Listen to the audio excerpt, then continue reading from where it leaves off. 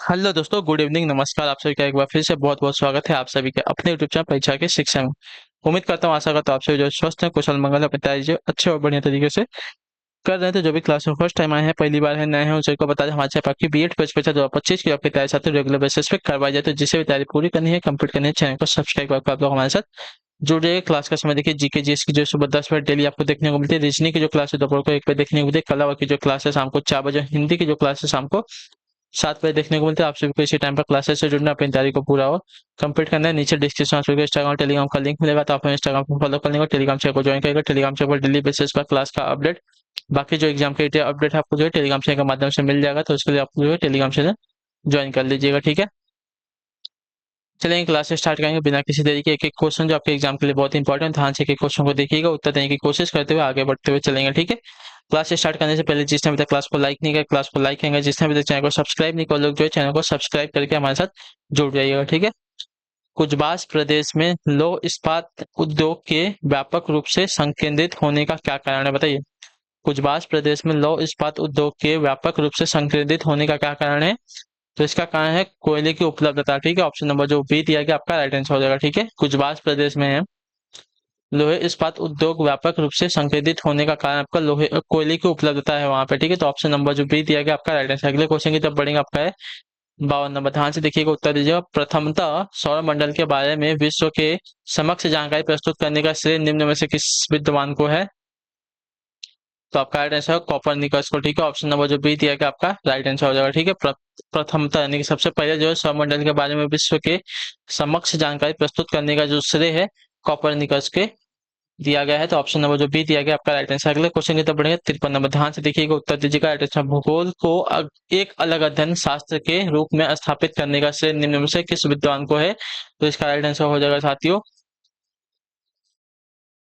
Hipparcos को, ठीक है। ऑप्शन नंबर जो बी दिया गया आपका राइट आंसर। भूगोल को एक अलग अध्ययन शास्त्र के रूप में स्थापित करने का जो श्रेय है हिपार्कस को है। तो ऑप्शन नंबर बी आपका राइट आंसर होगा, ठीक है। क्लियर से को चलिए अगले। हिपार्कस नहीं, हिपार्कस नहीं है, रॉन्ग हो गया है। हिपार्कस ने हिकैटियस है, ठीक है। हिकैटियस को है, ठीक है। ऑप्शन नंबर जो डी दिया गया आपका राइट आंसर होगा, ठीक। भूगोल को एक अलग अध्ययन शास्त्र के रूप में स्थापित करने का जो श्रेय दिया जाता है हिकैटियस को दिया था। अगले क्वेश्चन की तरफ बढ़ेंगे, आपका है 54वां प्रश्न। ध्यान से देखिएगा, उत्तर दीजिएगा। राइट आंसर भूमध्य सागरीय जलवायु निम्न में से किस फसल की कृषि के लिए सर्वाधिक उपयुक्त, बताइए। भूमध्य सागरीय जलवायु जो है निम्न में से किस फसल की कृषि के लिए सर्वाधिक उपयुक्त है? तो आपका राइट आंसर हो जाएगा साथियों फल। ऑप्शन नंबर जो बी दिया गया आपका राइट आंसर। भूमध्य सागरीय जलवायु जो है फल की कृषि के लिए सर्वाधिक उपयुक्त मानी गई है, ठीक है। चलिए फलों के उत्पादन के लिए अगले क्वेश्चन की तरफ बढ़ेंगे, आपका है 55 नंबर। भारत के दक्षिणी प्रायद्वीपीय पठार पर मिलने वाले वनस्पतियों पर निम्न में से किस कारक का सर्वाधिक प्रभाव पड़ा है, बताइए। इसका राइट आंसर भारत के दक्षिणी प्रायद्वीपीय पठार पर मिलने वाले वनस्पतियों पर निम्न में से किस कारक का सर्वाधिक प्रभाव पड़ा है? तो आपका राइट आंसर हो जाती हो वर्षा का। ऑप्शन नंबर जो बी दिया गया साथियों आपका राइट आंसर हो जाएगा, ठीक। क्लियर सभी को। चलिए अगले क्वेश्चन की तरफ बढ़ेंगे, आपका है 56 नंबर। टिप्पू सुल्तान ने अंग्रेजों के साथ युद्ध करते हुए कब वीरगति प्राप्त की थी? तो इसका राइट आंसर आपका हो जाएगा साथियों 1799 ईस्वी में, ठीक है। ऑप्शन नंबर जो सी दिया गया आपका राइट आंसर होगा, ठीक है। क्लियर होगा इसके बारे में।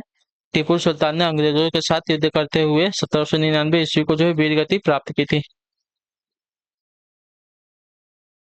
चलिए अगला क्वेश्चन देख लेते हैं, 57 नंबर।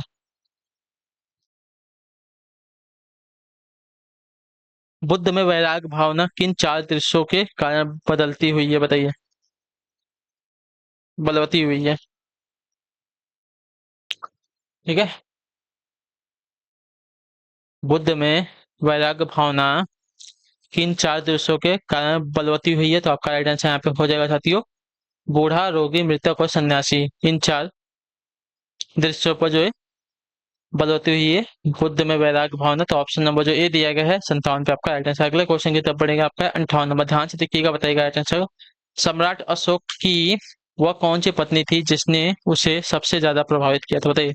सम्राट अशोक की वह कौन सी पत्नी थी जिसने उसे सर्वाधिक प्रभावित किया था? तो आपका राइट आंसर हो जाएगा साथियों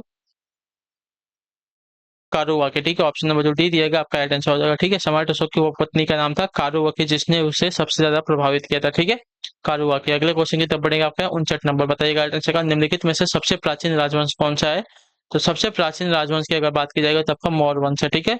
ऑप्शन नंबर जो ये दिया गया आपका राइट आंसर। सबसे प्राचीन राजवंश की बात करें तो मौर्य वंश हो जाएगा। क्लियर सभी को यहाँ तक?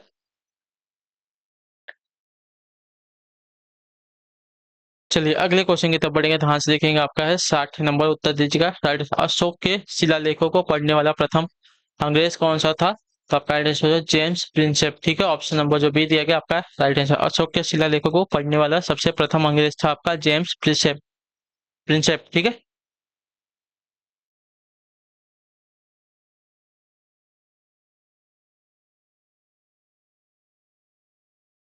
चलिए अगले क्वेश्चन की तरफ बढ़ेंगे। आपका 61 नंबर, उत्तर देने की कोशिश करेंगे, राइट आंसर क्या हो जाएगा? ठीक है,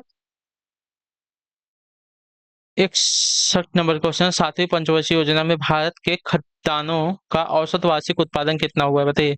सातवीं पंचवर्षीय योजना में भारत के खाद्यान्नों का औसत वार्षिक उत्पादन कितना हुआ है? तो इसका राइट आंसर आपका हो जाएगा साथियों 1550 लाख टन। ऑप्शन नंबर जो बी सी दिया गया आपका राइट आंसर होगा। ठीक है, क्लियर हो गया।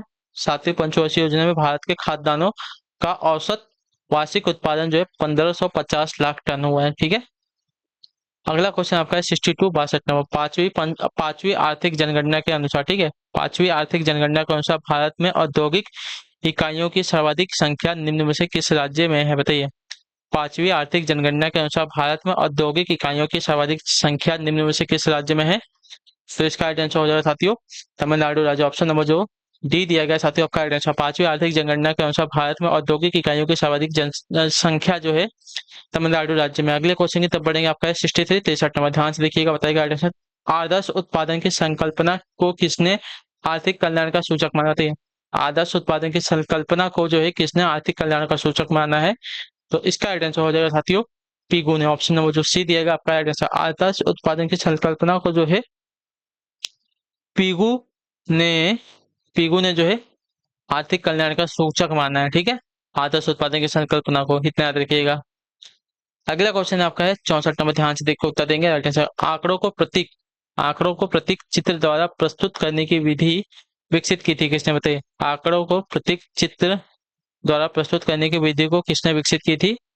तो आंकड़ों को प्रतीक चित्र द्वारा प्रस्तुत करने की विधि जो है विकसित की थी किसने? तो आपका राइट आंसर हो जाएगा साथियों यहाँ पे ऑटो नर्थन है। ठीक है, ऑप्शन नंबर जो सी दिएगा आपका राइट आंसर होगा। ठीक है, आंकड़ों को प्रतीक चित्र द्वारा प्रस्तुत करने की जो विधि है ऑटो नर्थन ने विकसित की थी, तो ऑप्शन नंबर सी आपका राइट आंसर। अगले क्वेश्चन की तरफ बढ़ेंगे 65 नंबर, ध्यान से देखिएगा, बताइएगा राइट आंसर क्या हो जाएगा।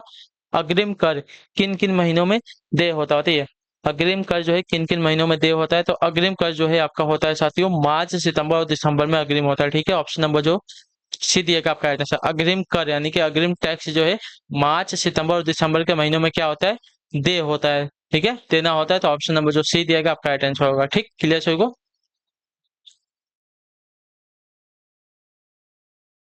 एक मिनट रुकिए। नहीं, मार्च सितंबर नहीं, फरवरी जून अक्टूबर में होता है। ठीक है, मार्च सितंबर दिसंबर नहीं होता है, फरवरी जून अक्टूबर होता है। ठीक है, ऑप्शन नंबर बी आपका राइट आंसर। अग्रिम कर यानी कि अग्रिम टैक्स जो है फरवरी के महीने में, जून के महीने में और अक्टूबर के महीने में क्या होता है? दे होता है। ठीक है, देना होता है, तो ऑप्शन नंबर बी आपका राइट होगा। ठीक है, क्लियर होगा इसके बाद। चलिए अगले क्वेश्चन की तरफ बढ़े 66 66 नंबर, ध्यान से देखिएगा, बताइएगा। सहयोगी वे समूह हैं जो एक ऐसे उद्देश्य की प्राप्ति के लिए मिलजुल कर कार्य करते हैं जिसको सभी चाहते हैं, निम्न में से यह कथन किसका? होते हैं सहयोगी वे समूह है जो एक ऐसे उद्देश्य की प्राप्ति के लिए मिलजुल कर कार्य करते हैं जिसको सभी चाहते हैं, निम्न में से यह किसका कथन है?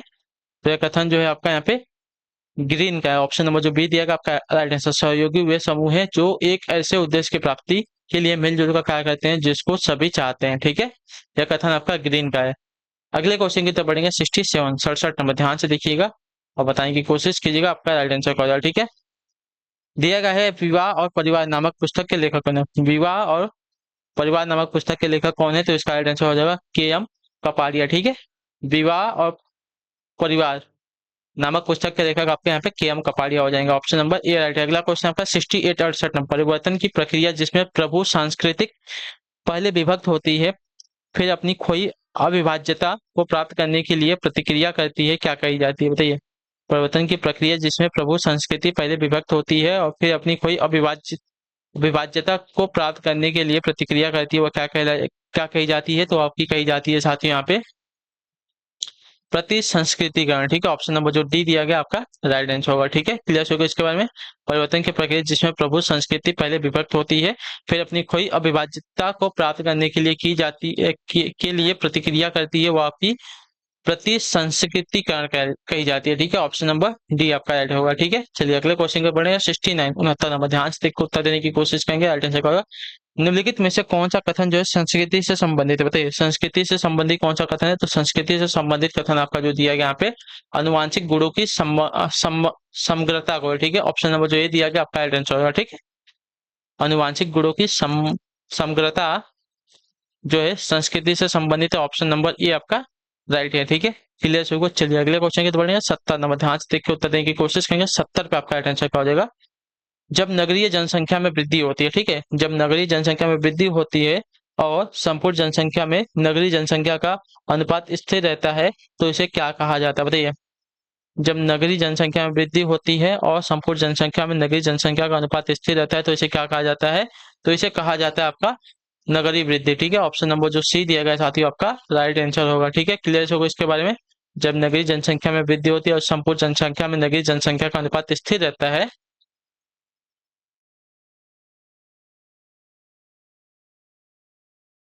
तो इसे जो है नगरीय वृद्धि कहते हैं, ठीक है। ऑप्शन नंबर जो सी दिया गया आपका राइट आंसर होगा, ठीक।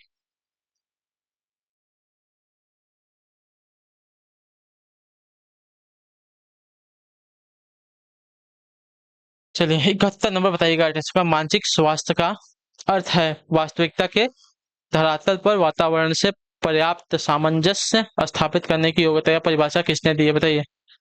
मानसिक स्वास्थ्य का अर्थ है वास्तविकता के धरातल पर वातावरण से पर्याप्त सामंजस्य स्थापित करने की योग्यता या परिभाषा किसने दी है। तो यह परिभाषा दी थी साथियों आपकी लाइडेल ने, ठीक है। ऑप्शन नंबर जो बी दिया गया आपका राइट आंसर। मानसिक स्वास्थ्य का अर्थ है वास्तविकता के धरातल पर वातावरण से पर्याप्त सामंजस्य स्थापित करने की योग्यता या परिभाषा आपकी लाइडेल ने दी थी। अगले क्वेश्चन की तरफ बढ़ेंगे। आपका 72 नंबर, ध्यान से देखिएगा।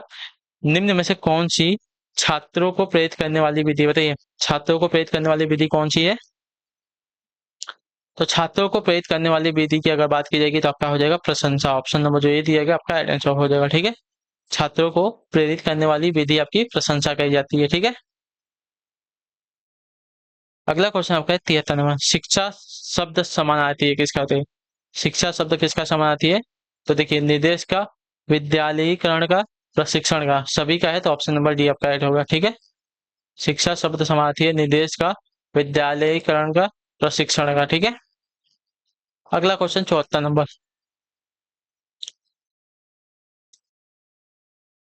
बौद्ध युग में शिक्षा ग्रहण करने के लिए बालक का एक संस्कार होता था जिसे क्या कहते थे। बौद्ध युग में शिक्षा ग्रहण करने के लिए बालक का एक संस्कार होता था, उसे क्या कहा जाता था। तो उसे कहा जाता था प्रव्रज्या संस्कार, ठीक है। ऑप्शन नंबर जो ए दिया गया साथियों आपका राइट आंसर होगा, ठीक है। बौद्ध युग में शिक्षा ग्रहण करने के लिए बालक का एक संस्कार होता था जिसे हम प्रव्रज्या संस्कार कहते थे, ठीक है। तो ऑप्शन नंबर ए आपका राइट हो जाएगा यहाँ पे। अगले क्वेश्चन की तरफ बढ़ेगा। आपका 75 नंबर आखिरी क्वेश्चन, ध्यान से देखो उत्तर देंगे। स्वतंत्र भारत के प्रथम शिक्षा मंत्री कौन थे, बताइए। स्वतंत्र भारत के प्रथम शिक्षा मंत्री कौन थे। तो स्वतंत्र भारत के प्रथम शिक्षा मंत्री की अगर बात की जाएगी तो आपका राइट आंसर यहाँ पे हो जाएगा मौलाना अबुल कलाम आजाद, ठीक है। ऑप्शन नंबर जो सी दिया गया आपका राइट आंसर। स्वतंत्र भारत के प्रथम शिक्षा मंत्री आपका है मौलाना अबुल कलाम आजाद थे, ठीक। तो ऑप्शन नंबर सी आपका राइट है। तो इसी के साथ जो आपकी क्लास है आज की यहीं पे पूरी होती है, कंप्लीट होती है। आई होप कि आपकी क्लास जो साथियों अच्छी लगी है, पसंद है तो क्लास को लाइक कर दिए। चैनल पहली बार तो चैनल को सब्सक्राइब कर लीजिएगा और फीडबैक जो अपना क्लास के बारे में देखे जाइएगा। हम आपसे मिलते हैं आपकी अगली क्लास में, तब तक के लिए टाटा बाय बाय, जय हिंद, जय भारत। आपसे क्लास से जुड़ने के लिए बहुत बहुत ही धन्यवाद साथियों।